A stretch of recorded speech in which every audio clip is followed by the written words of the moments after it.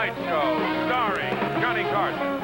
This is Ed McMahon, along with Doc Severinsen, and the NBC Orchestra, inviting you to join Johnny and his guests, Bob Hope, Steve Martin, animal expert Jim Fowler, and consumer advocate David Horowitz. And now, ladies and gentlemen, here's Johnny.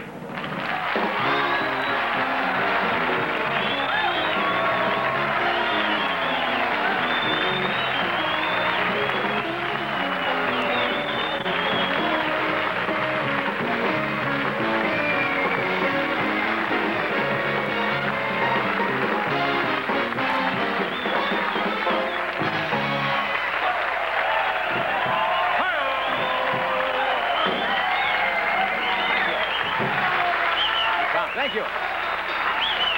I thank you. I welcome you. How are you tonight? You sound great.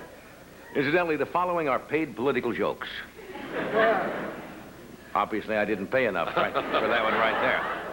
Welcome back. Doc's been... I have not seen you for... Well, it's been 3 or 4 days at least, hasn't it? No, Doc was working up in Las Vegas. Are you still working there? Yes, up with George Burns. He's working with George Burns. Are you still there? Yes, I'm still there with Steve and Edie. Oh. What are you nice doing to this be weekend? here with you, though.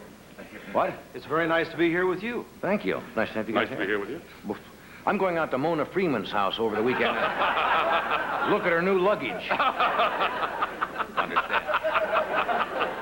I have a great monologue for you tonight. Or would you rather have stovetop stuffing? Now, be honest. Stovetop stuffing over here. Well, last night we had a strange crowd. What was the word I'm looking for? Dumb. Dumb crowd. They thought S.I. Hayakawa was something you cooked at the table.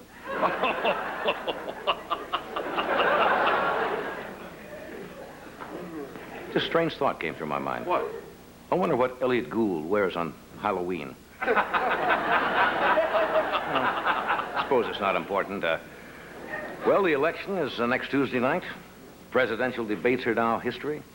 Interesting statistics from the networks today. You know how much they lost on carrying the 3 presidential debates? $6 million. Because they had no commercials. All of the networks lost $6 million because they couldn't have one commercial on them. Oh, isn't that terrible? I know one commercial they could have used. Plop, plop, fizz, fizz. Would have helped there. You, by the way, how many... According to the pollsters, Lou Harris came out today. George Gallup said that the presidential race right now is too close, and neither one of them are going to call it. That's how close it is. They said that they couldn't do that because most Americans are a little undecided about the candidates, and most voters feel that their vote is too important to waste on Ford or Carter.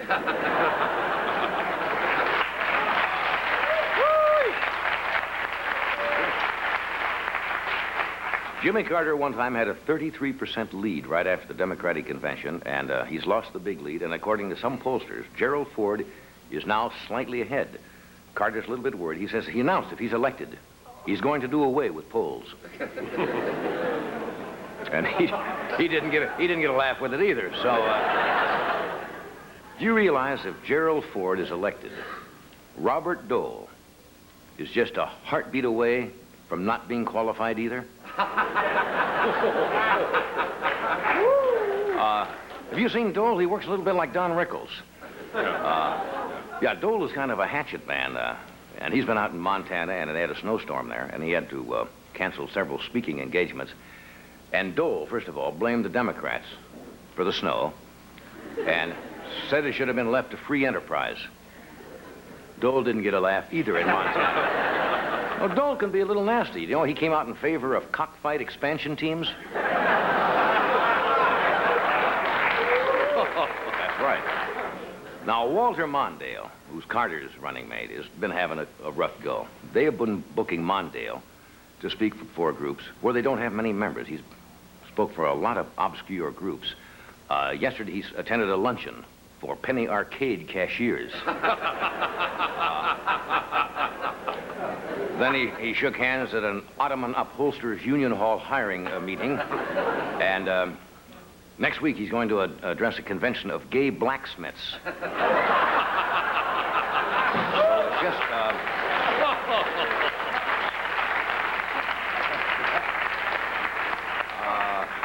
People seem to be turned off for this election. I don't know why people should get out and vote. But you know, people are apathetic when you see a bumper sticker when it says, "What's his name for president?" I called today to see where I should go to vote, and the guy said, "Your house. You're the only one registered." Ring-a-boom, bing-boom. Vice President Rockefeller, remember him? He was out campaigning for Ford today, and the Rockefeller addressed a group of farmers. Now, let's be honest. I don't think Nelson Rockefeller really understands the needs of farmers.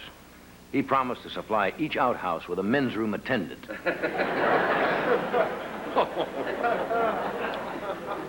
That's what he promised to do. Politicians have said nothing funny here at all tonight, have they? See, California's a weird state. We've got a lot of propositions out here. We have Proposition, 13, that may legalize dog racing. Right. Very controversial. We have Proposition 14, another controversial one, has to do with the farm workers and voting and so forth. But we have a lot of strange propositions on the ballot out here in California. Only California would have propositions like Proposition Q. It allows the oil companies the rights to drill in Fonzie's hair. You familiar with Proposition 27?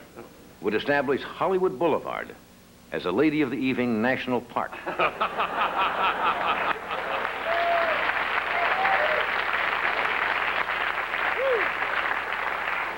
Proposition 31 provides funds to install CB radios in zoos so truckers can talk to monkeys. Proposition F, that is provide funds for putting in a third restroom for transsexuals. Only in California would you have that. Yes, sir. How about Proposition S? What? Provides funds for establishing of the Mary Hartman Foundation for snorting at Berkeley. It's kind of a...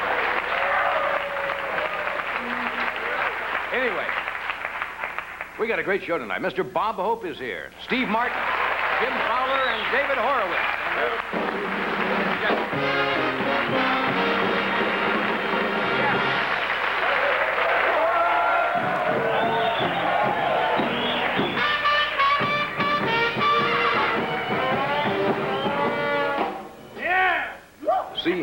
See, Budweiser is smarter than most sponsors. First, they get your attention. Yeah. This is Lisa, and Lisa, you got a muff there. Yes, I do know. What? You don't... What? Oh, and you have some beer in there. Well, these used to be very stylish. Remember when the girls... Still is. What? Still is.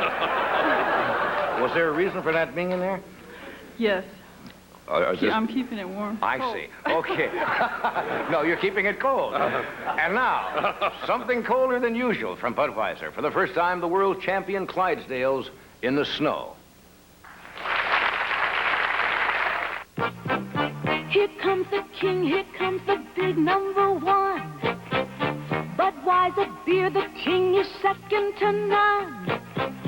Just say Budweiser, you've said it all. Here comes the king of beer, so lift your glasses, hear the call. Budweiser beer's the one that's leading the rest. When you say Bud, And Beachwood aging makes it beer at its best. when you say Bud, one taste will tell you so loud and clear. There's only one Budweiser beer. There's only one Budweiser beer. When you say Bud, there's nothing left you can say. When you say Bud, when you say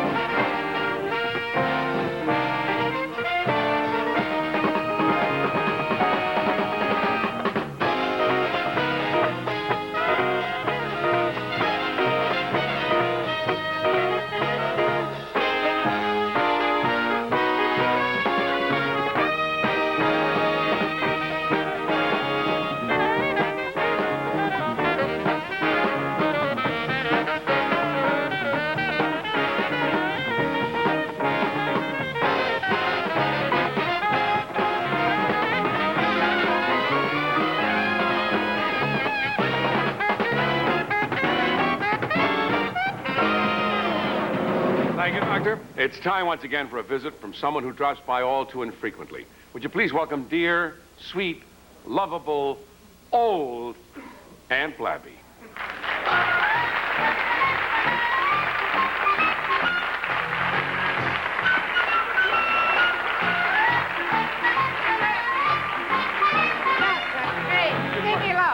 Just trying to help you. Leave me alone. I'm just Keep your hands off me, you pervert. I'm spoken for. Aunt Blabby, it's very nice to see you again. Thank you, bozo. Good to see you.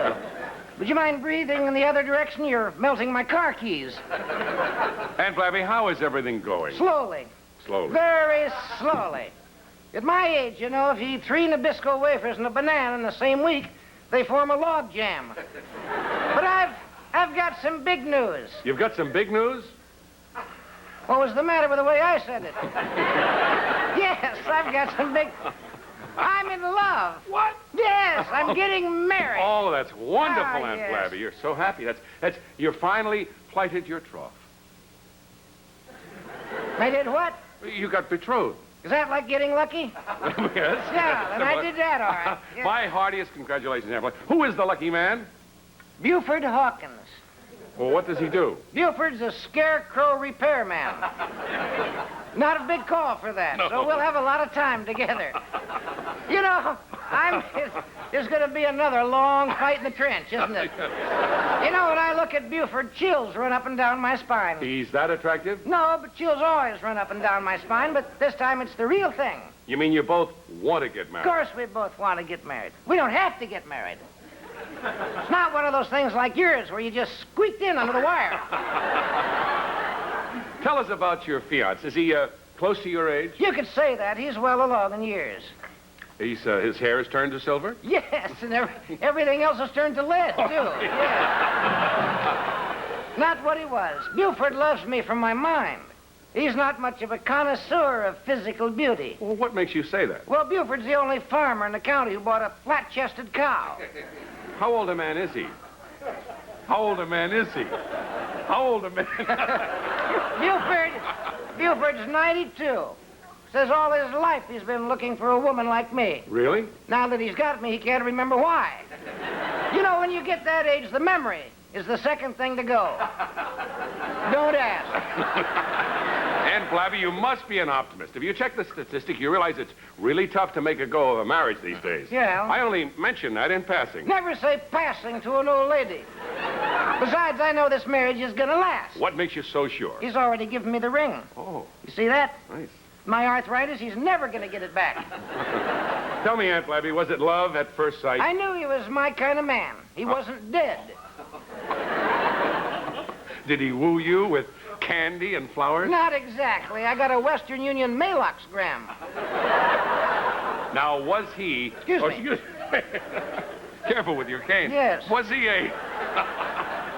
a gentleman during the courtship? He courted me the proper way. Damn it. He took me one night to a coma festival, then to a wheelchair demolition derby. Then it happened. What happened? He gave me an old person's soul kiss. Now, wait a minute. What's an old person's soul kiss? When you're through kissing, you have the other person's teeth. That's a good one. Oh, you ought to try that. That'll set you free, I'll tell you. Well, I'm talking kissing. I'll tell you one thing, Aunt Yes. Blabby. It's kind of sad that you're out of circulation. Don't say circulation to an old lady. Okay, now, have you any wedding plans? Of course. I told you we're getting married. Naturally, we have wedding I plans. mean, after the ceremony. Dumbbell. We're getting married at the Lady of the Sacred Heart and Lung Machine Church. What kind of wedding does Buford want? Well, he wants to elope. He's already started up the ladder to my window. Should be up there about Tuesday next. Hard to climb a ladder with a cane and a stroller. Have you, have you picked out your wedding dress? What will you wear? Well, something old, something new, something borrowed. My veins are already blue, so I don't have to get that. Aunt Blabby, I'll bet you're really looking forward to the wedding. Not really. Oh? Well, at my age, I don't particularly enjoy being a bride. Very uncomfortable when the rice gets caught in my wrinkles. I knew we should have cut that one. Knew it when I saw it. Are you having a big wedding? Just the immediate paramedics. Who's the best man? The janitor at the home, but don't tell Buford. Did your friends give you a bridal shower? Yes, I received a lot of nice gifts. Oh, like what? Well, I got a sterling silver bedpan, peekaboo thermal 90, and a senior citizen's sex manual. Wait a minute, what's a senior citizen sex manual? I'm glad you asked. It's called Everything You Always Wanted to Know About Sex, but were afraid you wouldn't live through it. Well, it's getting late. Oh, are you departing? Don't say departing ever to an old person. Well, I wish you much happiness and Blabby. Well, I bless you, Thank Bozo, you. but I gotta run now. All right. I gotta go now. Well, all right. Well, Why are you leaving now? I'm going to join Buford. Where is he? What? Where is he? Thank you. You set him up, I'll do the snappers. Right. Buford's in a porno movie, taking notes for a honeymoon. Oh, that's good. Thank you so much.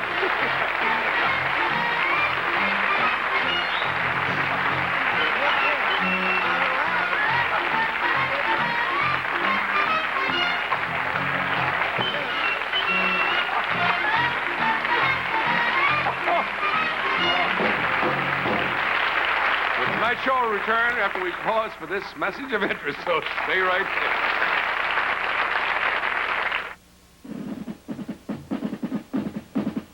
Look at this is cooking, it's a meal. Oh, real goodness from the Colonel, here's a meal. It's finger licking good, so you know it's all right. To let the Colonel's people do your cooking tonight. You want a good meal, but you don't want a fuss. Come to the people, you know you can try. Real goodness from Kentucky Fried Chicken.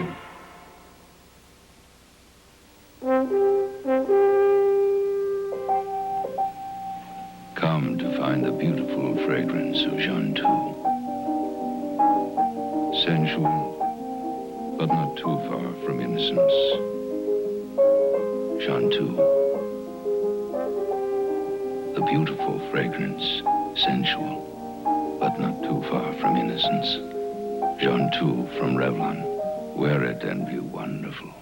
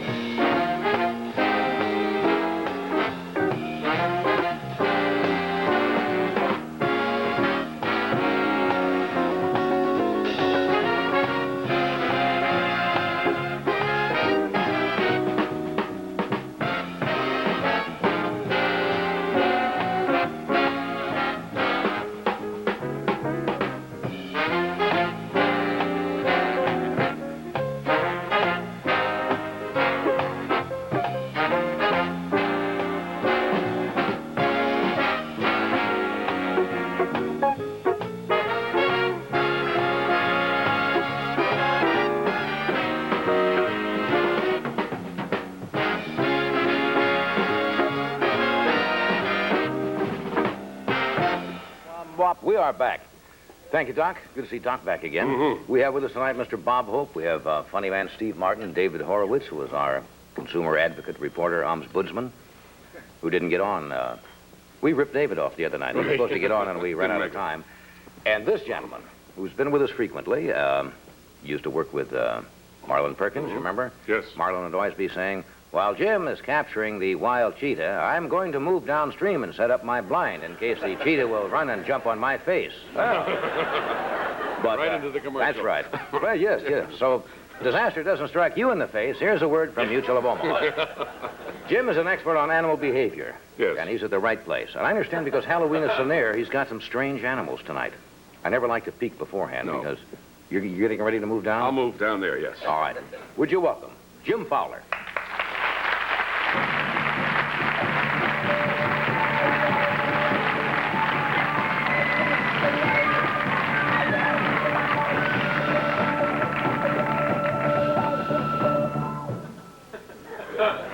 I've told you before, I envy your work. I saw you a couple of weeks ago on another show, and I think you were in Africa at the time. It was just fascinating again. You get to travel every place, and Yeah, you ever been hurt at all on one of those things, by an animal? Yeah. to any great extent? I have been very, very lucky because when you're working with wild animals, you're much more cautious. You know if something can kill you, you really try to play it for real. And I think the closest I've ever come is with elephants. Elephants are just so big and relatively unpredictable, but I've come very close to that. Do they? I had an elephant walk over me one night. You had an elephant while you were Step sleeping? over me while I was sleeping, yeah. It's, Well, if he hadn't, you wouldn't know it anyway, would you? Yeah. Good heavens. When You you woke up see the the- next morning and saw... Well, you see the prints beside you in the morning, it shakes you up a little bit. It's like a hotel in New York, you know. You never know what's going to happen. You never know who's going to step on you. What spooky animals have you brought tonight? Well, you know, we were talking about the Halloween theme, so I brought some things that are generally not necessarily very popular with people, you know. Things that you wouldn't normally necessarily have as a pet. Oh, wait, hold it a second. Is this one of the... This is one of them, yeah. Well, that can't be I don't know how too often these have been too seen. spooky. I mean, it's in a little bag. I don't know how often these have been seen on television. This is not the ordinary thing that you can just go out and buy at the supermarket or the pet shop either. But you're going to have to hold this bag. Oh, well, I'll hold the bag. You hold it like that. And, this is what it is, right? Yeah. Hold that It's a bag. bat. And let me see if I can get in It's there. a bat. Oh. There. Can you hold the bag? Yeah, well, I'm not going to hold that... Just hold it right like that. Don't worry. I'll be very careful. Okay, now hold the bag. Hold the bag. I'm holding the bag, Jim. Oh, all right. Wait a minute. Yes, sir. There you go. Oh. It's a little...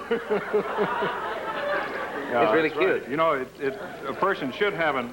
You hear that sound, by the way? Yeah. That's the echolocation sound. That's the... You know, bats have radar. And this is the sound that they emit when they're flying, and that bounces back off of an insect. And this is how they find it and actually catch it. He's not being hurt. This is... I'm holding him very carefully. I don't care if you're hurting him. If you want to hold that... I do. Now, come on. Don't write me letters. Wait a minute. I'll let him... That's all right, John. That's all right. I'll let him sit right here a minute. That's okay. What's he keep going? Well, What's he doing? he's, you know, he's warming up in the lights is what's happening. And he was a little cooler earlier, and he was... Why do people fear those so much? I know why. That's a bad news-looking animal. Looks like one reason. It's a flying mammal. Well, you know, because of Dracula. Let's face it, because of Dracula and all that stuff. Vampire bats. And vampire bats. Are there such a thing? There are definitely vampire bats. Excuse me, I didn't mean...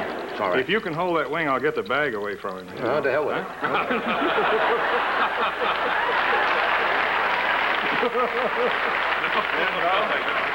Maybe somebody from the audience. Hold the I'm wing going to have yourself. to get Marlin to come in and help me. I'll hold the wing of the bat. Meanwhile, Jim is downstream. I'll just hold that for a second, and just hold it carefully, and I'll get him right back in. All right, now let go. Let go. Let go? Yeah.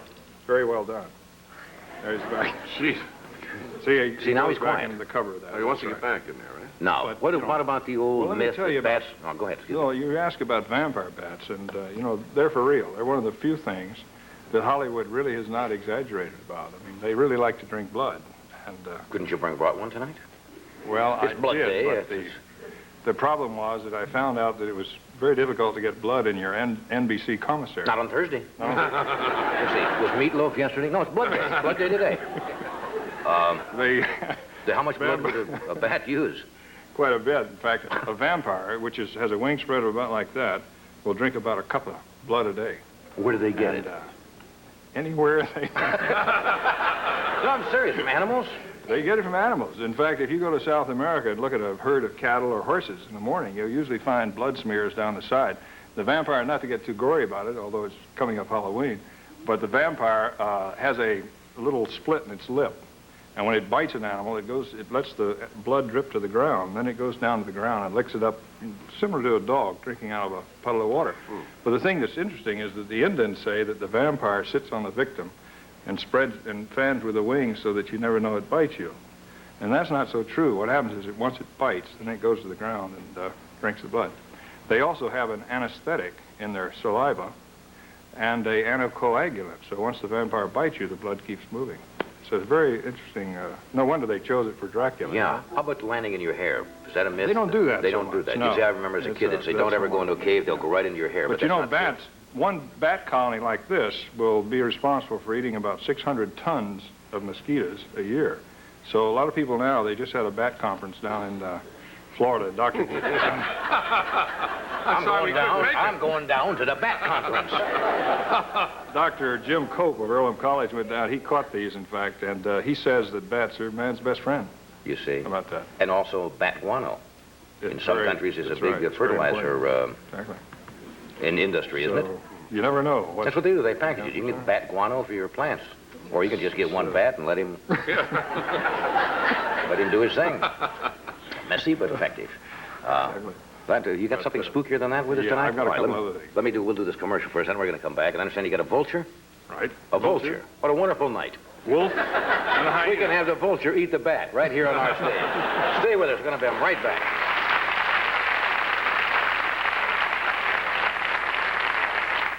We bought our beauty rest because I sleep like a rock, and Andy sleeps like a flying Orlando.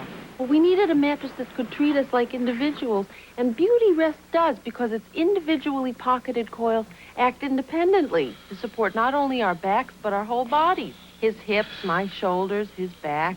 So now with our Beauty Rest, I hardly ever roll into Andy anymore, unless I want to. Beauty Rest by Simmons, the mattress for your whole body. Here's a new kind of muffin. Well, who baked those marvelous muffins? We'd really like to know. I did. Well, with a little help. With Pillsbury poppin' fresh dough. Love these new quick muffins. Quick to bake. And quick to disappear. Baking is fun. Yes, they bake those marvelous muffins with poppin' fresh dough. Bake some more, Grandma? With Pillsbury poppin' fresh dough.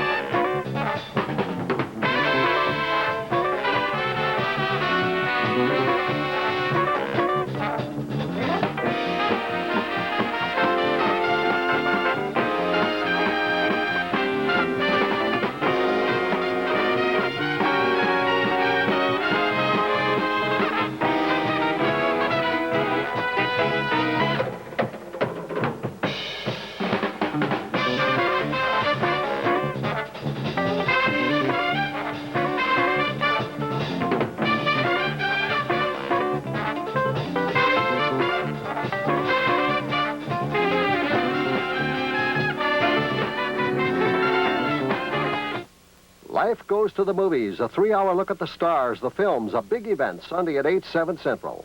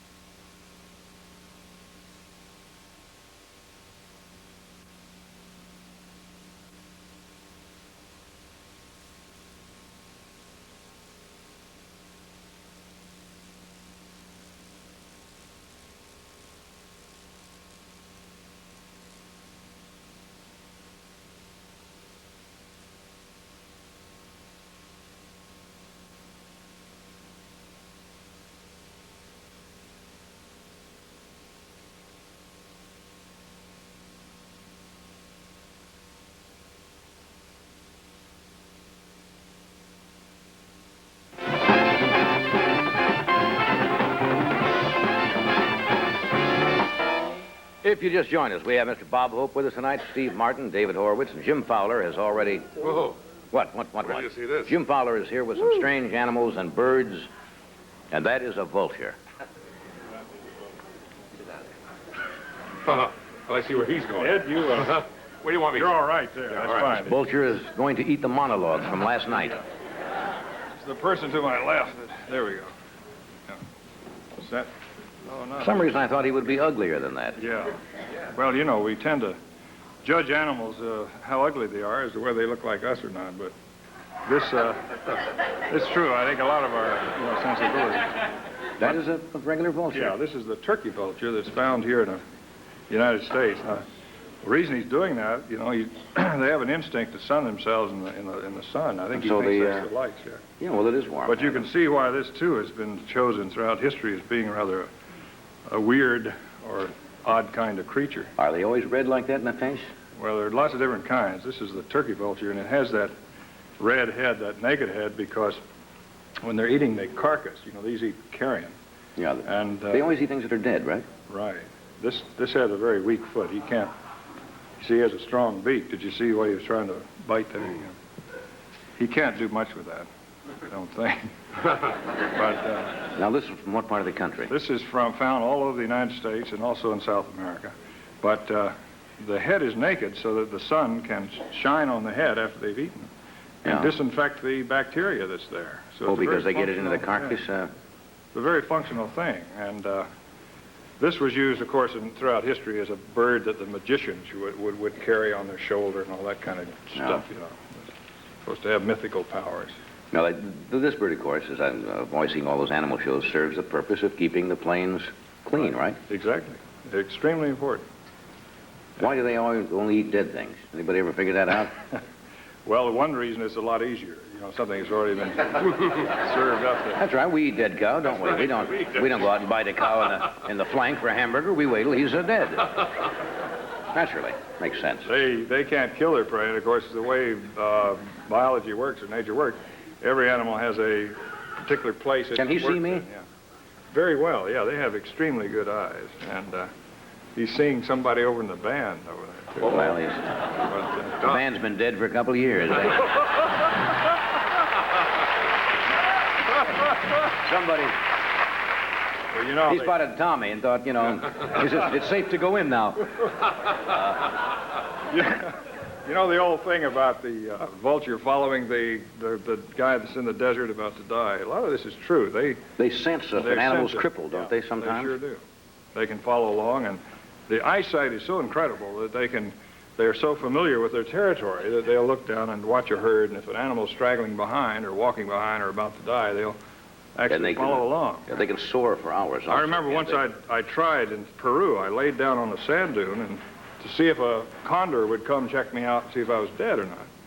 And the results were a little bit too vivid. They swooped right in? I looked up about 5 minutes later, and there was a condor right over me. So if I they see, looked quite dead to him. So the moral is do not sleep on the desert or if you see these birds flying around, because they will come right after you. Exactly. What does he normally eat since he's in captivity? Well, he eats meat, any good protein source, And in fact, in captivity, they like steak. They like the good stuff, Well, they're not a dumb bird, then. What is that noise back there? I don't know, but I think... All righty. Is there a name for the vulture? I don't know what this vulture's name, but it's... It's not important. I wasn't going to call him or anything. Thought maybe he had a name. I didn't want to correspond or anything. I remember vultures as ugly with a long neck. Yeah. Must be. Well, that's the famous turkey vulture. Yeah. That's the red thing. What? It's not a swan. What are you talking about? What was making all that noise back there? We'll find out in a minute. Is that something trying to get out of the cage or in the cage? Uh-oh. Now that, I know what that is, a wolf. That's right. This is one of the rare Arctic wolves. In fact, that's a beautiful animal. George Toth from Cougar Hill Ranch up here has this one, and these are very rare to get one that's that beautiful and white. You see that? That's from the Arctic? Yeah, and you can pet that one very safely. Sure. They're extremely... I trust you, Jim. Yeah, I know. While Jim holds the wolf by the chain, I will pet the wolf. Come on. Does he have a name? This one's name is Darcy. Darcy? Yeah, and by the way, the vulture's name was Scrooge. Scrooge was the vulture. He knows I'm the outlaw man. Look at this. I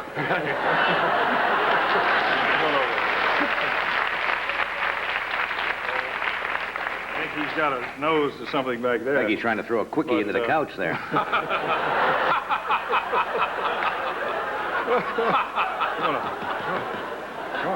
on.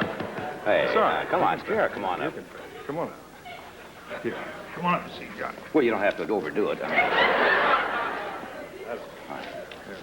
Big Arctic wolf. Yeah, and... Aren't they killers? I mean... aren't Arctic wolves they're killers? not. Well, no. In fact, they've never been recorded actually killing human beings. There's quite a myth about that. In the wild, that is. I'm not sure about that. But he's doing very nicely. Has he eaten lately, Jim? No. Come on down. 3, 4, 5. The wolf. Okay. Are these on endangered list? They are. They are endangered. In fact, there are only 200 of them left in the United States. Now, why would somebody want to kill... They frankly do a lot of good in controlling wild game. Now, how about the people who have sheep and so forth? They say, well, the wolves are a menace and... Well, occasionally, you know, that might happen, but there are ways of solving that. Let's see your mouth, huh? They have a much more powerful set of jaws and teeth than a dog has, a German Shepherd, for example. And the eye is quite different from the German Shepherd. You know, the look in the eye. That's a beautiful animal. Yeah. Do wolves go out and bay at the moon? They definitely do. In fact, baying is sort of like a CB. He likes your buttons. Yeah, baying to the moon is sort of like a CB radio, keeping in contact with the rest of the pack. I see. So they're really communicating. They definitely do it on moonlight nights. Now, this one obviously was raised in captivity. This was raised, yours too. Yeah. Very good one. Well, that's a beautiful animal. They're incredible animals, and I hope that we can always keep these around in the wild. Gorgeous. That's a wolf. You seen him? He doesn't want to go. Not a very brave wolf. He didn't want to step down that little... See, if he was in the wilds, he would have jumped right down. But, ooh, there's a step. See, they lose all of that when they're raised in captivity. It's too bad. What do we have now? Fascinating animal. A fascinating animal. Fascinating, ugly-looking animal. That obviously is a hyena. That's a bad news-looking animal. That's perfect trouble. This is one, I think, of one of the weirdest animals in the world. And you'll very, very seldom see one like this as handleable. They're very unpredictable. They're like a combination wild dog and... Yeah. You look at it, the whole thing is weird. The back end slopes down. It's a strange build. Very strange. And they are carrion eaters primarily, but they found out that they also kill a lot of animals in Africa. But this is the laughing hyena. Well, he's in the wrong place. Oh, wait a minute. Let's don't get him excited. Well, the reason... If he doesn't feel like laughing, don't make him laugh. By the way, the reason I'm doing that is that hyenas are very rough with each other. Yeah. And for me to act like a hyena with him, which is a good situation, a good thing for me to do here. Yeah. It'll actually calm him down. So I'm going to show you a little bit how... Hey, come here. Come on. That's all right. Come on. Come on. Come on. Come on. There we go. Come on. Come on. You certainly got him under control. While Jim controls the wild hyena, I move my raft downstream.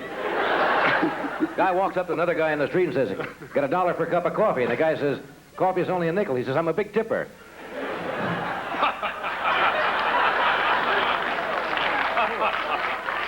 Calmed him down a lot, though, didn't it? That's all right. Come on. Hyenas travel in packs, don't they? I've seen them in some of those shows that you do where they circle and attack, maybe a dozen of them attack one animal. Yeah, in fact... Why is the hyena one popular? Well, I don't know. There's a lot of things, like I say, that's extremely weird about them. They just, they have this supernatural look in their face. You notice these big dark brown They eyes. cannot get it. If you, Bob, can you get a close-up of... You notice how he's now reacting? It's a weird-looking animal. You notice how he face. came up to me after I was petting him, and they're very weird, and they just don't do things normal. Also, the young ones both have identical sexual organs. I don't know if you... What do you mean? Both the female and male have the identical? They have the male... That's what makes them so weird. And unhappy. You know, you walk around, "Hey, are you one?" "No." That's got to do... See, it's very hard. No, that's got to freak you out by the time you're 2 or 3, you know. Why do they have... He was laughing. Listen to him. Oh, come on, Joe. Joe, now take it easy. Dumb name for a hyena anyway. Come on. Take it easy now. Okay. You see, the whole thing is they're very weird in relation to for example, the wolf. But yeah, in fact, you can't even tell the difference between male and female till about a year old. And nobody knows why this is. They're just, They're born with Odd the that way. same sexual organs. Both have a penis, in fact. Yeah, the female has a penis until she's about a year old. Very interesting little bit of trivia. No, that's interesting. Must be been a reason for that. You know, it just falls what off. it is. I mean, that was a legitimate jungle question. That's a jungle lore question. Nobody really knows what the changes that occur, but it's a Must be kind of depressing when the guy thinks he's a male all that time, and then it's a communication device. Let's see if you'll. all the time he thought he was virile, and It's a communication device. I want to make sure he gets some meat here to eat. If he's hungry, he may not be.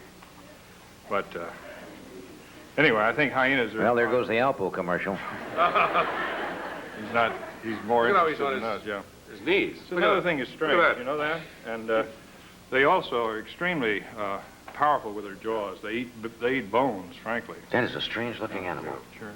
Well, Jim, I thank you for bringing these here tonight. Really, it's fascinating. Every time you show up with something. Well, this was, by the way, raised by a place in Virginia called the Pet Farm, and it's one of, like I say, one of the few tame ones in the United States. Yeah. Jack, look at John. You see that? They sit on their knees. See where you, yeah. Well, if your penis fell off, you'd be on your knees, too. Thank you for coming, Jim. Really.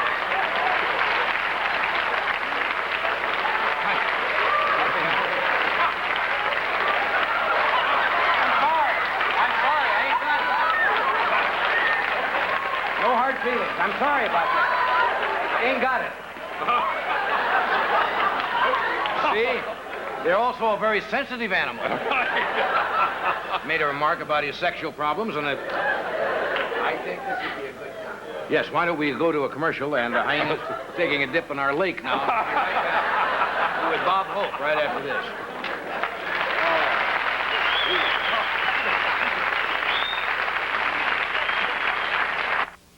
The last time Linda and Charlie had carry-out chicken, Get the bucket, Charlie. they saved the bucket. This time, they're saving money with Banquet fried chicken. Banquet comes fully cooked. Just heat and serve in anything you like. Yes, the chicken. Banquet is crisp, meaty, and tender, like the carry-out kind. But by comparison, Banquet costs less. Banquet fried chicken. With chicken as good as Banquet, why chicken out? I've used it for years, for flavoring stews and gravies, for marinating steaks and roasts, like this. John thinks he discovered LaChoy soy sauce for his backyard barbecuing. With LaChoy soy sauce, it's all in how you think of it. I think of it in here, and he thinks of it out there. LaChoy soy sauce. Just think of it. LaChoy makes Chinese food. Swing American. Think of it.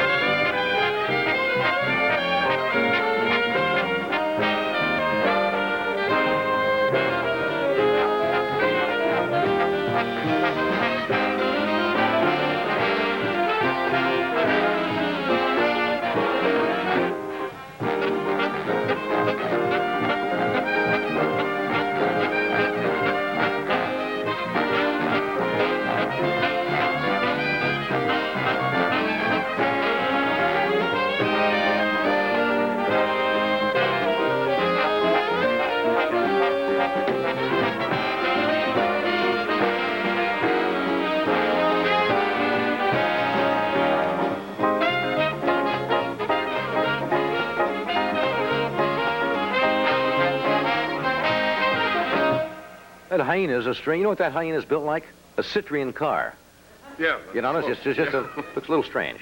My next guest doesn't need any great introduction, but he has got a special coming up. There's going to be some special on Friday, October the 29th. I think it's a special 2-hour broadcast, is it not? Called Bob Hope's World of Comedy. And he's also, I don't know how he does this. We talk about this all the time, the man's schedule. The hospital benefit in Syracuse, New York on November the 5th. University of Vermont Medical Center Hospital in Burlington, November the 7th. And Stephen Austin University in Nacogdoches, Texas. Did I pronounce that right? Yes. Anybody here from Nacogdoches? On November the 18th, the one and only Bob Hope.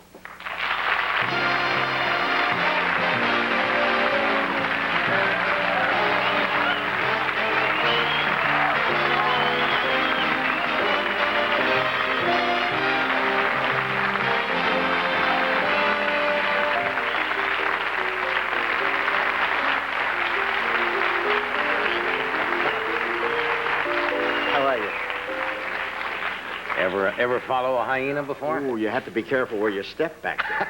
Yeah. God. Hey, thank you. I thought you'd put the hyena in the audience, you know, for your monologue. And I never seen anything. How about that vulture? Is that beautiful? Huh? Strange-looking animals. I got to write my agent. I just reminded you.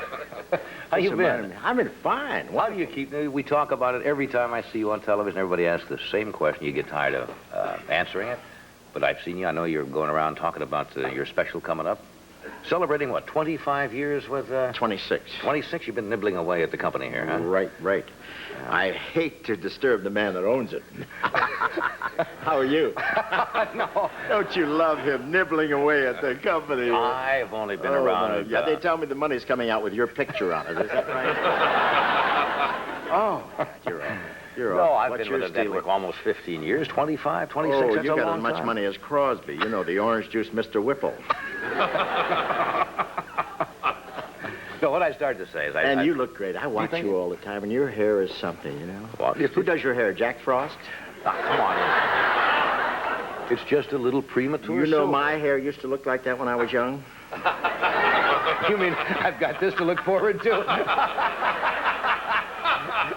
I just sit around a while and wait, it's going to go that way, huh? Mine's prematurely brown. At least we're not wearing those divots, are we? No. As long as it's up there, who cares? I know one actor that, you know, plays golf. He takes a big divot, slaps it on, and goes to work. Somebody called me the other day from your staff to use a piece of film, something I did with you, I guess, in 1969, one of the sketches. You've got a lot of people on your show. Oh, yeah. I know Rickles is on. I know Phil We got Durante. about 85 comedians on it, that's all. And you're on it. Yeah. You're on it. You're doing a there. piece. We thought we'd bring it to you, but we'll surprise the people tomorrow. Yeah. And show you one of your first attempts. That's right. This was 1968 or 69, I think, on your show. Your piece? I think so. We had a piece. You know, we chopped out 29 minutes the other night. Major surgery, boy. That's tough, isn't it, to decide what to keep and throw away? It's just murder. And we had a piece of the first television show I did at KTLA. KTL, not KTLA, right across from Paramount. I'll bet you that was, what, 1949? 1947. 47. And they talked me into coming over for the opening, and I walked across the street, and I did this opening routine. And sometime, I talked to Shirley about it today, sometime I've got to bring it on here for you. We got so much stuff going tonight. You know, we're so hot tonight. Anyway. Have we got something you're not going to use we could show? Or is this stuff you're going to use in the show? Where? That we're going to see. You're going to see, I think part of the things that we're doing, something like this, anyway. I don't know what you have. Let's take a What do look. you have, the insults, the Tell you what, dancing? why don't we... We have so many different categories. I'll explain it all to you. All right, watch the monitor. We'll take a look over here. And Bobby, you want to run it? And here's a little preview of what you'll see on the special. Tomorrow night. Tomorrow night. You mean to tell me you own this place? I sure do, and it didn't come cheap. I had to pay through the nose.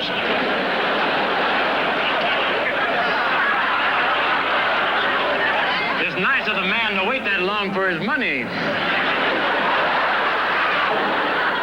I'll tell you one thing, Bob. Living next door to you sure makes me miss my old neighborhood. Where was that? Next to the monkey yard at Griffith Park Zoo. Professor, I've come to the conclusion that you're the cream of the idiots. Thanks, sugar.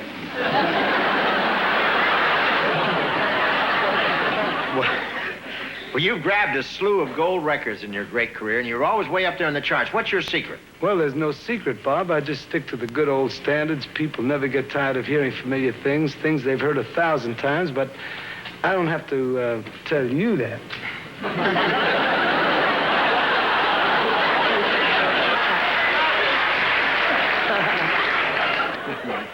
You know, you got more laughs with your sax than I got with my jokes. Actually, I was just learning to tell jokes in those days. Bob, I finally learned to play the sax. Well, I don't know how you women stand it. Why? What do you mean? Well, the mud packs, facials, massages, hours under the hair dryer. It's ridiculous. You're so right. By the way, Antoine said to say hello to you. No, I don't understand. You're a singer, and Joey Lewis, one of our great comedians. Why didn't they hire a comedian to play the part? What's it to you? What is it you want? Well, I'm taking over, you know. I'm replacing you. You, the new coach? Absolutely. I can't believe it. It's like replacing Air Force One with a skateboard. You remind me of someone, but I can't think of who. Everyone says that, you know. You're fully dressed, they think I'm Paul Newman. But in my swim trunks, I remind them of Reynolds. Really? Yeah. Bert or Debbie?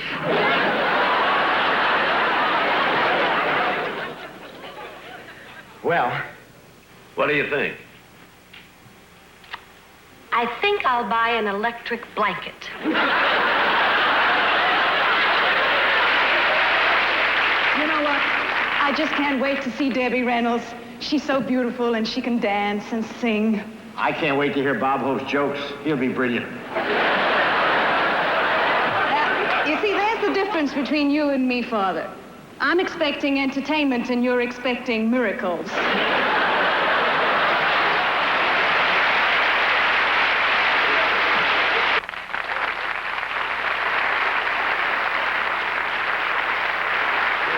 We got to take a break. We'll be right back. Stay here.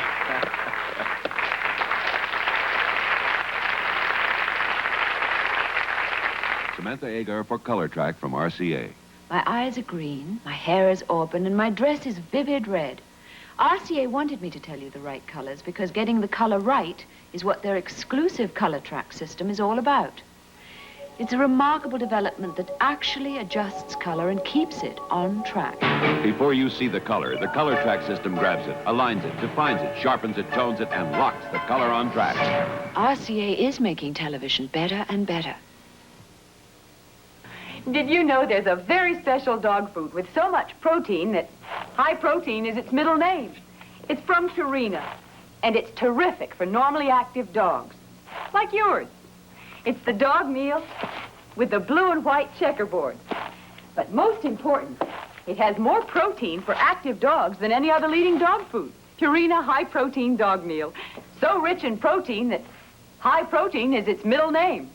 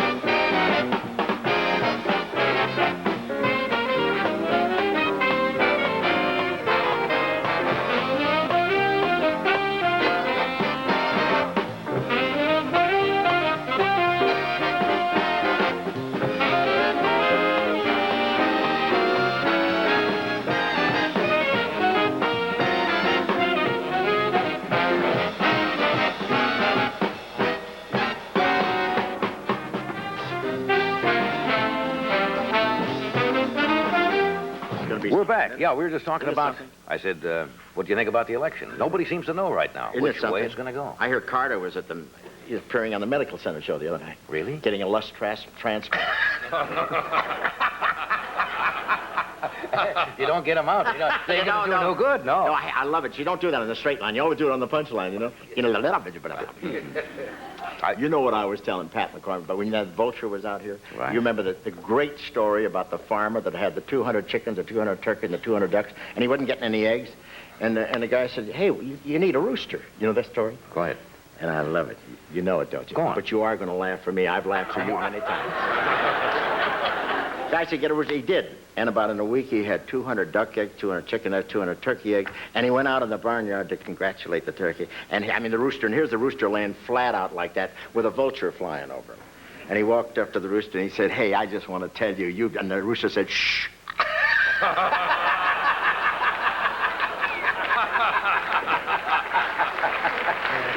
beauty. They're beautiful jokes. I heard somebody laughing back there while Fowler That was a out. hyena, wasn't it? Oh, I see that.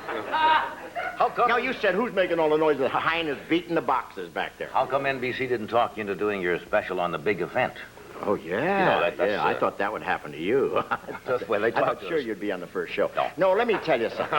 No, everybody's doing it. And you did it. You did a thing, huh? Well, we did our Everybody. anniversary, NBC's yeah. doing it. You're doing the NBC thing. The 50th anniversary. You could do a whole special just on guest stars, you know, after the commercial that sit here and say, what a great band.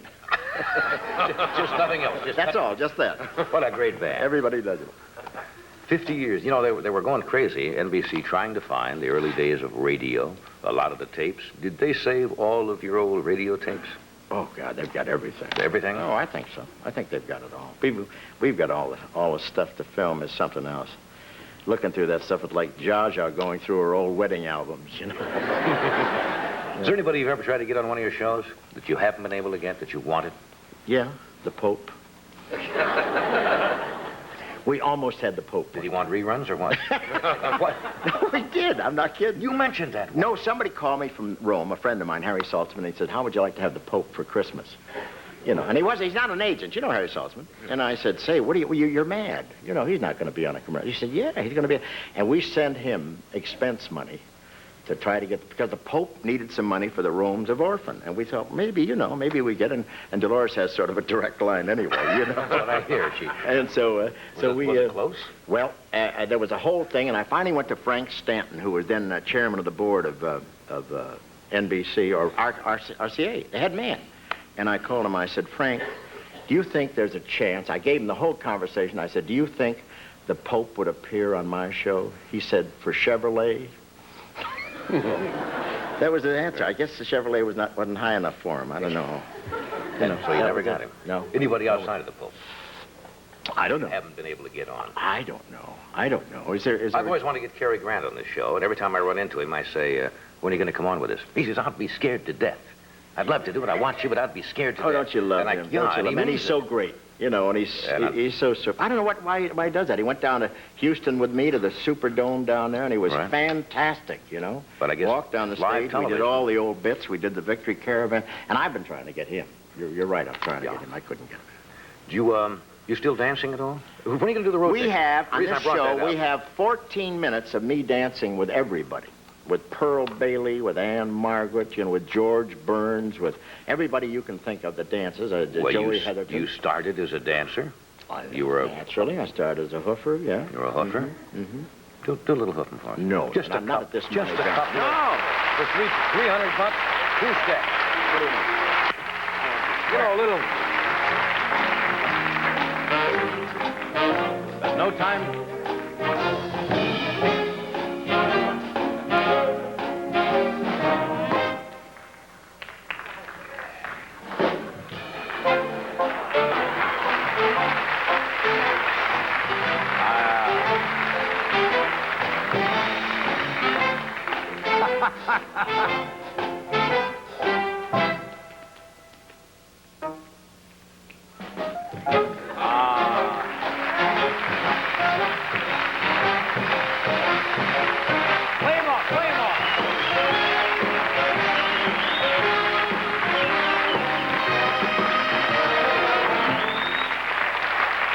You never lose it. Like riding a bike. When you're a hoofer, you're a hoofer. Yeah, I'll be in an iron lung in 20 minutes. Well, Jimmy Cagney always said, once you're a hoofer.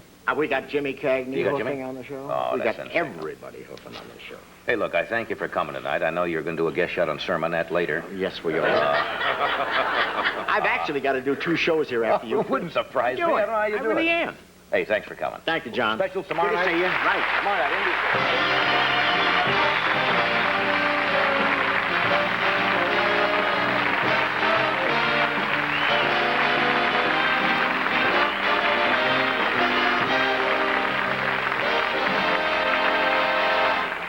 He wasn't joking when he said he's got 2 more shots. I've never seen anybody have that schedule and hold up like he does. And he is not 39 anymore. No. We will do this. We'll be right back. We have Steve Martin and we have David Horowitz.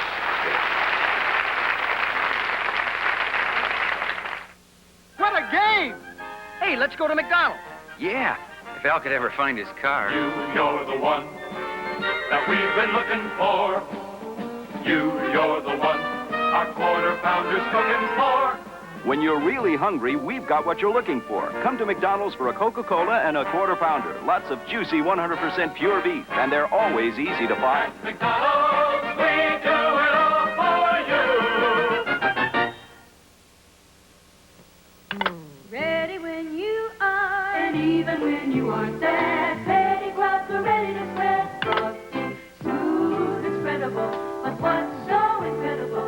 It's ready when you are and when you aren't. Betty Crocker ready-to-spread frosting is the kind of smooth frosting you'd make yourself if you had the time. So when you need great frosting right now, all it takes is a little pull. Betty Crocker ready to spread frosty.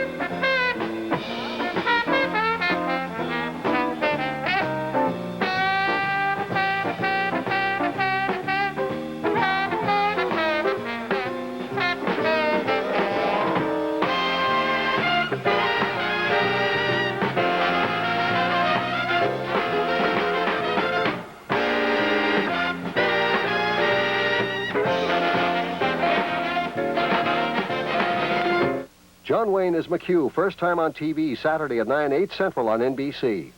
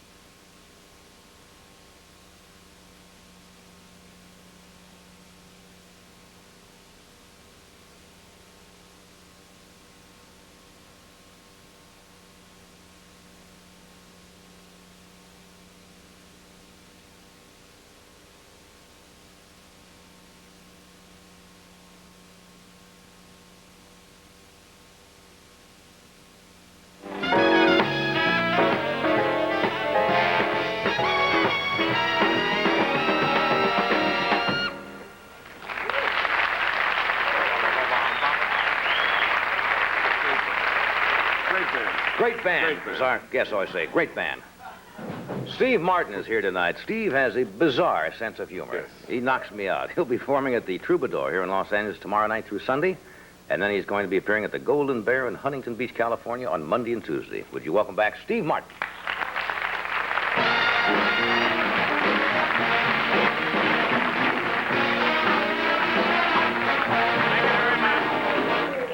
Thank you. Be starting in just a few moments. Just waiting for the drugs to take effect, and then. Okay, there we go. Now, I'm kind of excited tonight. I have a book coming out, and I'm pretty proud of it. It's psychological work. It's called How to Get Along with Everyone. I didn't work on it alone. I worked with this other jerk ex-friend of mine, and so I hope you get that. But. That's it. No, seriously, I do have a book coming out. It's titled How I Turned $1 Million in Real Estate into $25 in Cash. I hope you get that. So, we ready now? Okay, let's go. You know,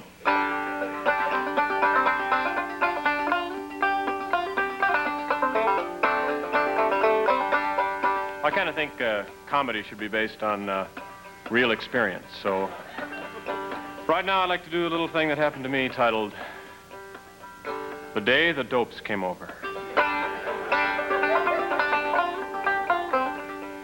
I was sitting at home, peeking through the blinds at my neighbor's wife, minding my own business, when I heard a knock at the door.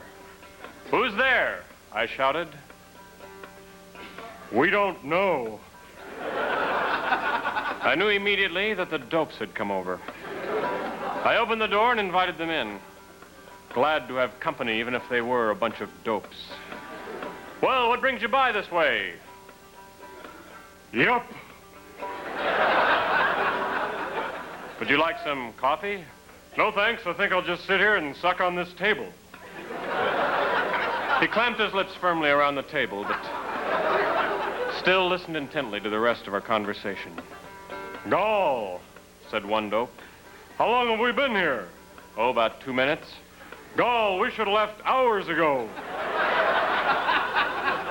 And they packed up some of my things and lumbered out. "Goodbye, dopes," I shouted. And the dopes turned and shouted back, "Goodbye, you big stupid idiot."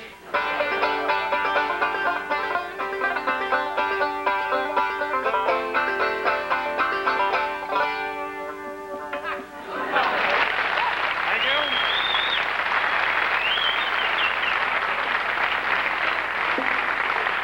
Okay, and now it's time for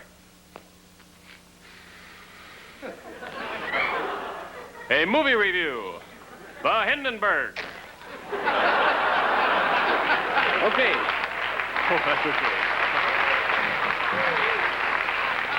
Am I on yet? I am. Okay, then I'm going to keep going. Let's get going now. Hey! You people are weird. Okay, you know, folks, I'm kind of interested in magic, and you always see these magicians come out and they do these production tricks, you know, but they always have on these big coats and everything, and you know pretty much where it's coming from. But I'm going to do a trick tonight that kind of gets around that problem. I picked this up. I was in Egypt this morning, and I learned this trick, and I'd like to do it for you now. So here we go. Let's not waste any more time. Let's go. Hey! Hit it. Perfect. All right. Okay, here we go.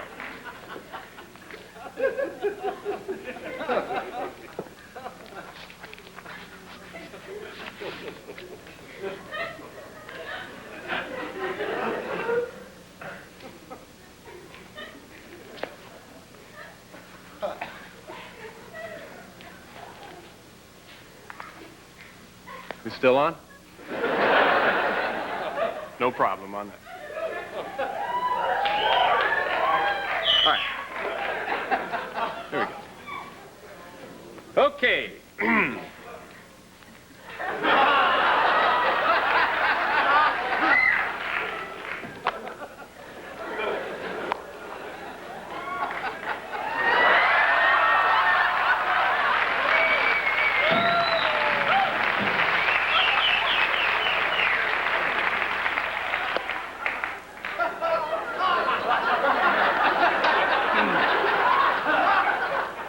Pretty good tan, huh?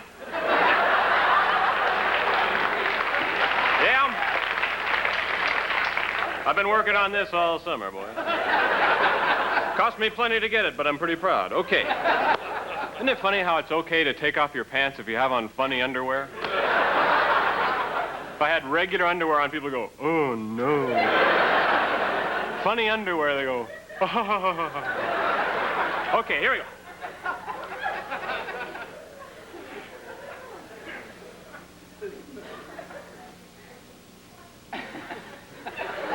Here we go.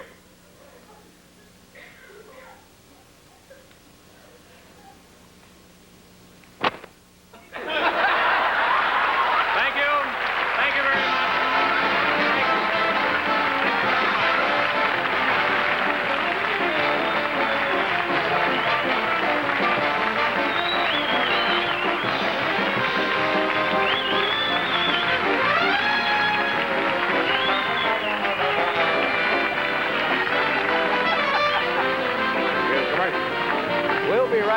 following this brief intermission as soon as Steve gets ready.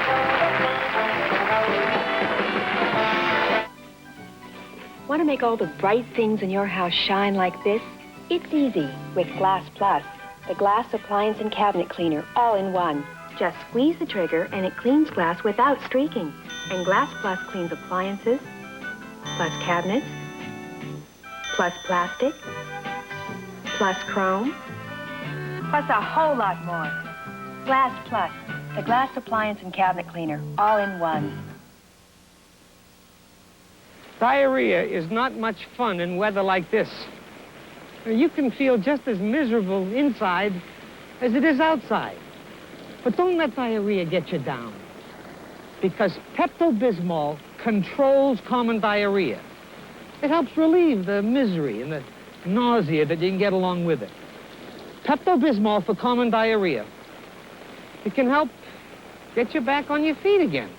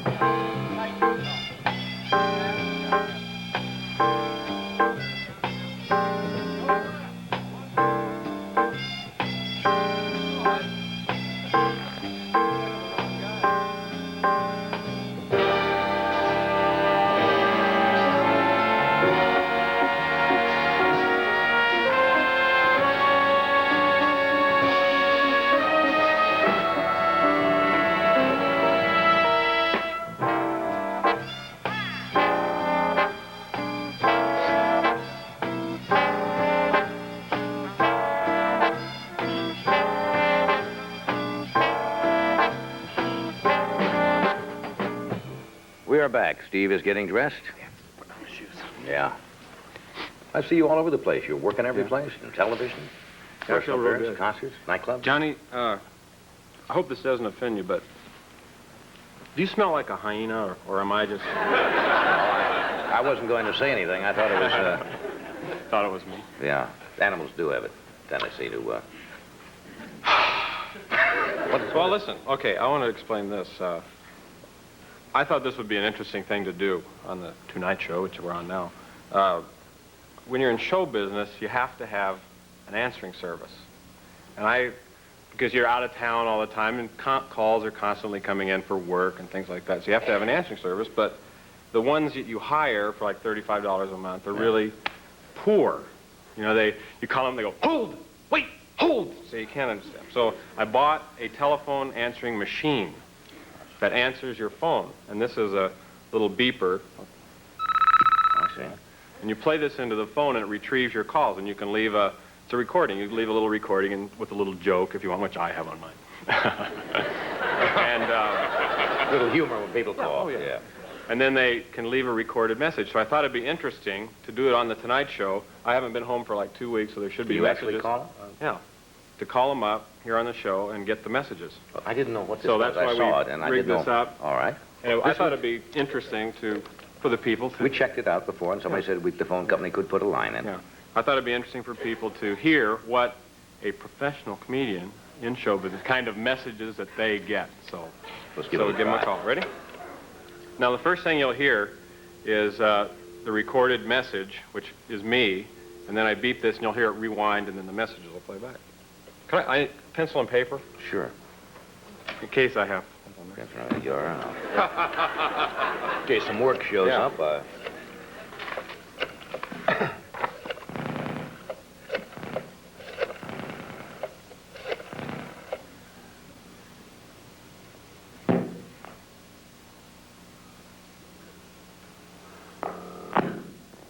Hello, this is Steve Martin.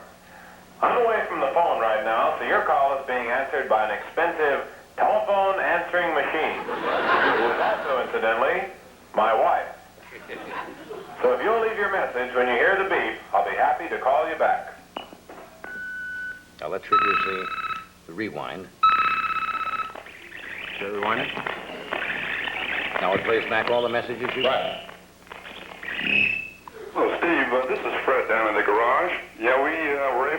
that lighter, no problem at all. Cost about $8, I guess. Please call when you get in. All right.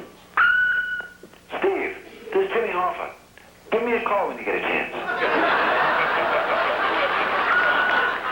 Meow, meow, meow, meow, meow, meow, meow, meow. Meow, meow, meow. It's my cat. Steve, this is Trudy. Don't be embarrassed about the other night. It can happen to any guy.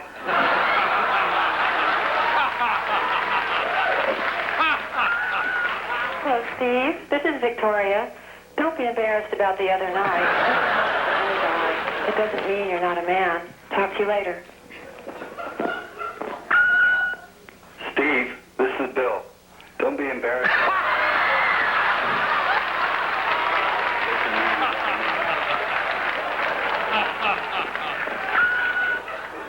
Steve, sorry to bother you again. This is Ernie down at the garage. You know that cigarette lighter that we fixed?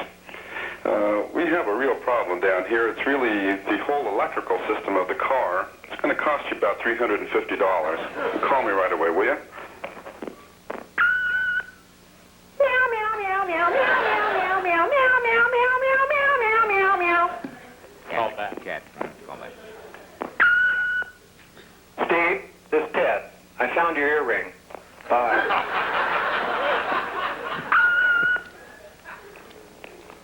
Hello, Steve. This is Ernie down at the garage again. You know, this car, we're having all sorts of problems with it. We're going to have to junk it out. It's going to cost me about $8,000. However, Steve, we were able to save that lighter. Come down.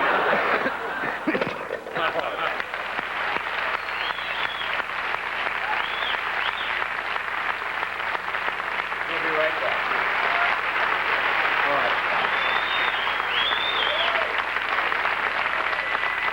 Heinz ketchup is thick Thick. and rich. Rich. If it came out any faster, it just wouldn't be Heinz. Oh. Anticipation. Anticipation is making me wait. Thick, rich, and delicious Heinz ketchup. Nothing else is quite the same. When you want a tasty snack, snack goes granola. Snack goes the family. Here's granola in crunchy bars. New from Nature Valley. 100% natural ingredients, no additives, no preservatives. Rolled oats and honey, coconut and cinnamon flavors. All delicious. Snack goes granola. Wholesome treats your whole family will enjoy. New Nature Valley granola bars. Snack goes granola.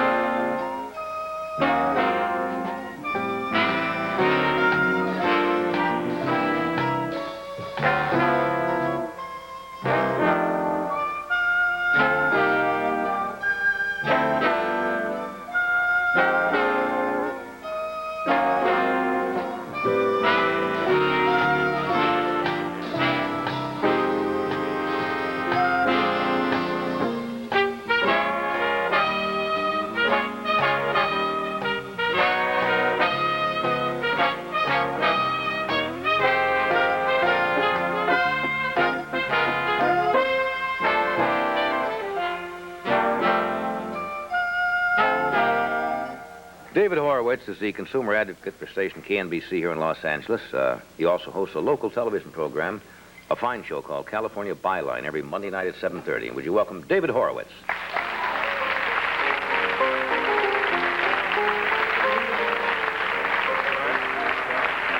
Okay. All right. I'm sorry I got you out late again. I'm sorry. Oh, no, that's all right, because tonight we're going to talk about getting people where they eat. We've had a lot of talk about that. Yeah. You investigated restaurants, you mean? We've investigated restaurants, and I'm sure that a lot of folks don't know that when the restaurant menu says that the bacon comes from Iowa, whether it really comes from Iowa. Is that illegal if they say that and it doesn't? Oh, yes, it is. Or if the pastrami is kosher, when they say kosher pastrami, or whether the potatoes are from Idaho, when they say they're Idaho potatoes, or Maine blueberries, or things like that. How do you find that out? Well, you find that out. For the average person, it's a little difficult. Like how many people would go back and say to the restaurant operator, hey, show me the bill to prove that it comes from the place where they say it does. But I will show you some. What happened to our thing, Johnny? Right over there. Okay, I'll go back and get it. Like, for instance, a lot of restaurants will say that they have different flavored Jell-O. Right. Now, here's a gelatin that is not Jell-O, but they advertise it as Jell-O. Now, in Los Angeles County and a lot of places across the country, if you advertise Jell-O, it better be Jell-O and not a gelatin dessert, or you pay a $2,500 fine if you're caught. Okay? Jell-O is a trade name, of course, but it's almost become a generic name. That's right. So popular. Another thing is if they say that it is syrup, like say that it's real maple syrup, and they serve you pancake and waffle syrup, then that is a violation because it is misrepresenting what they're giving you, correct? I see. More corn syrup, water, sugar syrup, salt. All these things. But one thing, Johnny, how many of you have soup here? You ever drink soup in a restaurant? Sure. Do you prefer the cup or the bowl? I usually get a cup. You usually get a cup. All right, Johnny, I'm going to have you pour this cup of soup, which in a Los Angeles restaurant costs 40 cents. Just a cup of soup. Right. That's about the way it would be. Okay, that's about the cup of soup. Now, can we see that? Can we see the cup of soup? Now, this is the bowl. No, don't pour it in the bowl. Don't pour. Now, the cup is 40 cents, and the bowl is 65 cents. Now, I want to take the soup from the cup and pour it into the bowl and see how much you get. You get a cup of soup. You get a cup of soup. You get a bowl of now, soup. many people don't know, they get this, and they don't say anything about it. They just don't say anything about it. Just because of the shape of the thing with the same amount. We even had our commissary we caught in a couple of things. They had kosher short ribs of beef. Kosher short? Now, NBC commissary? NBC commissary. Now, if a rabbi had walked in and said, well, it's kosher here, we'll have the short ribs of beef, right? But it was not kosher. It was kosher-style short ribs of beef. Now, we didn't turn them into the health department. Turn them in. I demand that you turn them in, David, and send them up. We didn't turn them into the health department, but we got them to say kosher-style short ribs of beef. They pulled another one with a fowl meal, which they have quite a few over the commissary. They advertised a whole fowl product when they were only giving you a half. So they had to put a half on. Couldn't say whole chicken dinner. It was a half a chicken. Right, it was a half. But the point that I'm trying to make to all of you is that if you go to a restaurant and something says that it's supposed to be that and it isn't on the menu, you should find out what it is. Now, if the restaurant gives you a hard time, there's a way to get back to the restaurant. Most health departments across the country have people called sanitarians. They have them in L.A. County, and they have them in other places. They will go out and check to see if the base Gulf shrimp actually comes from the Gulf. They check the vouchers, or whether the fresh fish is fresh or whether it's frozen. And if anything tastes funny to you or it looks a little strange to you in the restaurant, then you should call the health department and report these people. For instance, in Los Angeles, they got one restaurant, Johnny. They found over 20 violations on the menu. They were serving chicken salad that was made with turkey. They were serving imported Swiss cheese that was domestic Swiss cheese. But how do we know this? Our tastes are not that sophisticated. Right. So if you suspect it, you should really go after them. How about prime rib? Oh, that's isn't that a... That's one of the biggest rip-offs anywhere, because prime rib means nothing unless it is United States Department of Agriculture prime rib. Now, what they do is they say prime rib because they give you what they call an ungraded no-roll product, which could cost considerably less. It could be choice, it could be ungraded meat, and they say it's prime. The only way to get prime rib is if it is United States Department of Agriculture prime, or if they say it is prime choice rib, which means that it's USDA choice. Right. Now, restaurants, you might say, Johnny, do they do this intentionally? Now, I have found, through my contacts with these inspectors, that many restaurants do this to try to rip us off. A lot of restaurants they will say, it's this style or that style, and make an innocent mistake. But there's a lot of money to be made in the restaurant business if you're serving an ungraded beef as prime rib, and you're using it as prime rib, and it isn't. So what you ought to do, if, everyone eats This is a prime pretty rib. good illustration right here. That's a pretty good illustration of it. Why you go into your restaurant and order a cup of soup and then ask for the bowl and pour it in, and in most cases you will find that cup of soup is equal to a bowl of soup, and you'll pay 25, 30, 40, 50, whatever. Is that a violation, though? It is a violation. It is misrepresentation, and it is deception. It's still a bowl of soup, though, isn't it? Yes, it is a bowl of soup, but it has the same quantity as a cup of soup. So it's a cup and a bowl. It's a cup and a bowl. How many of you would be angry about that? Well, I'm angry right now. Okay. Don't drink it. It's I'm going to eat off right now. We'll be right back. Turn in the commissary.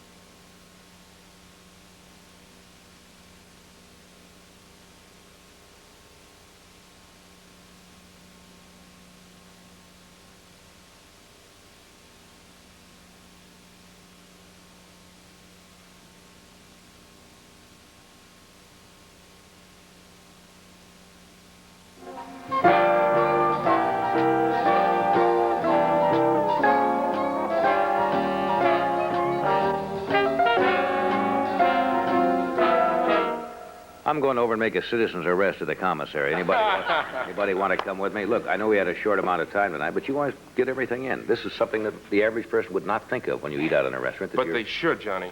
And you really should say, hey, may I see whether this is prime or see whether this is fresh fish? How can they prove that it's fresh fish? What if they say advertise it's fresh and it's not? Well, that is a violation, and that's in L.A. County, $2,500, and they take it to court. In other words, they have to produce receipts. They have to show that it's fresh fish.